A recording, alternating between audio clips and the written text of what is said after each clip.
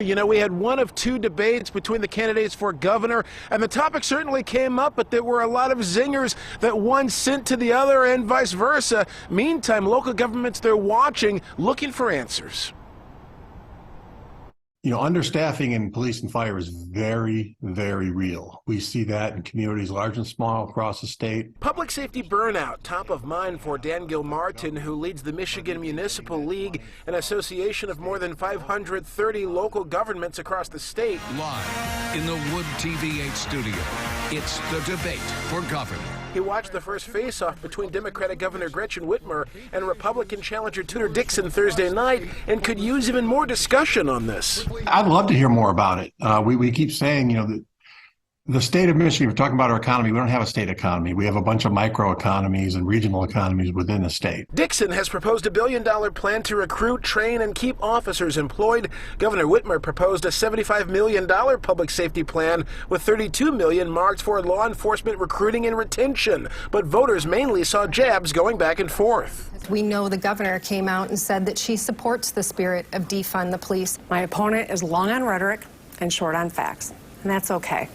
I got to tell you, as a former prosecutor, I have sat with our law enforcement. I have worked arm in arm with them. Now she's coming out and saying she's bipartisan and she's supporting the police, but her record shows something terribly different. In fact, that's why we've lost a cop a day in Detroit this year. Just this week, I was endorsed by a different police organization and a number of prosecutors and sheriffs. They're split.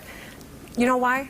They usually go to the Republican side, but they've seen me in action. This past summer, many police departments like Melvindale's sounded the alarm. A combination of the lowest pay in the Downriver area and the second lowest pay in Wayne County, no pension or meaningful retirement, lousy benefits, and other factors such as a rundown station, insufficient equipment, lack of training, lack of opportunity, chronic short staffing, and excessive forced overtime has taken its toll. Whoever gets or keeps the governor's office after November 8th, it's safe to say there will be plenty of politicking on this issue. But the good news is that state Republicans and Democrats have come together before. We saw a big bill pass earlier this year with respect to municipal pensions, largely police and fire pensions, pushed by a Republican in the House and agreed to by the governor. So it's, you know, they're seeing things that they can do to help with some of these burdens. And he does say that a lot of federal money has helped out in the last couple of years, too. But there's a question about what will happen with that after the federal election. Meantime, that next debate for governor is October 25th. We're live in Southfield. Dave Kinchin, Fox 2 News.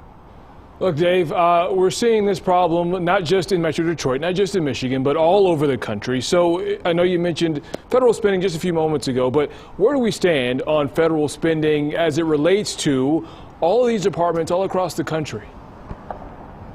Well, the Justice Department does have a federal Hire a Cop program grant. There are other federal dollars out there, but certainly that depends on what will happen with the congressional election in November as well. So a lot to be tuned into there. Or stay tuned, as we always say. All right, Dave Kinchin reporting live in Southfield. I appreciate it. Thank you, man.